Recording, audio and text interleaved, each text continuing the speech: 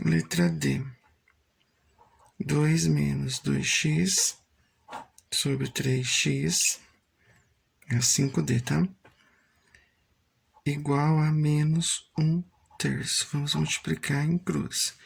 Então, 3, que vai multiplicar 2 menos 2x, igual a menos 1 vezes 3x. Ou 3x vezes menos 1 dá no mesmo.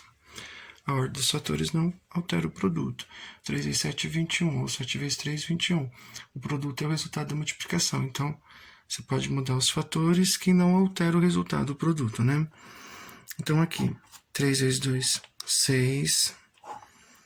Mais e menos, menos. 3 vezes 2x, 6x. Menos 6x, igual aqui.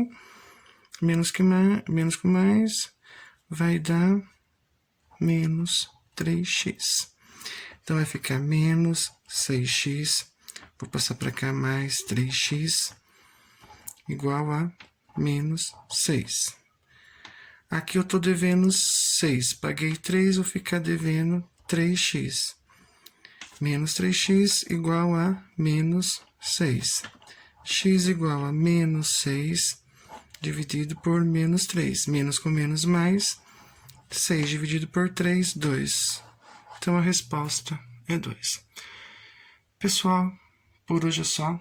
Até a correção da atividade da próxima semana. Um abraço.